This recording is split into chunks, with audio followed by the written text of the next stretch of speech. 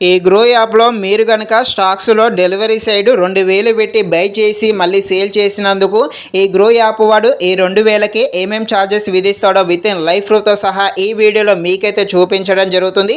మీరైతే ఈ వీడియోని స్కిప్ చేయకుండా ఎండ్ వరకు చూసేసి ఇంకా ఎవరైనా సబ్స్క్రైబ్ చేయకుండా ఉంటే తప్పకుండా మన ఛానల్ని సబ్స్క్రైబ్ అండ్ లైక్ చేసి కాస్త నాకు సపోర్ట్ చేసేయండి. ఇక మీరు 2000 పెట్టి బై చేస్తే అలా బై చేసినందుకు వాటికి అయ్యే ఛార్జెస్ ఏంటో ఇక్కడ పెట్టాను చూసేయండి. బ్రోకరేజ్ ఛార్జ్ కింద ₹2 తీసుకుంటున్నాడు. ఎస్టీటీ కింద ₹2 తీసుకుంటుంటే స్టాంప్ డ్యూటీ కింద 0.30 పైసే తీసుకుంటున్నాడు. ఎక్స్చేంజ్ ఛార్జ్ కింద 0.06 పైసే తీసుకుంటుంటే సేబీ ఫీజు కింద 0.37 పైసే తీసుకుంటున్నాడు. ఇక మీరు 2000 బై చేసినందుకు వాటికి అయ్యే మొత్తం ఛార్జెస్ వచ్చేసి ₹4.73 అయితే అవ్వడం జరుగుతుంది.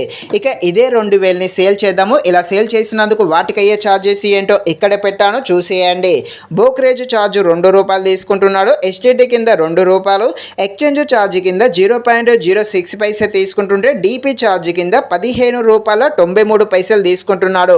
సేబీ ఫీజు కింద 0.40 పైసే తీసుకుంటున్నాడు. టోటల్గా మీరు సేల్ చేసినందుకు అయ్యే ఛార్జెస్ ₹20.39 అయితే అవ్వడం జరుగుతుంది.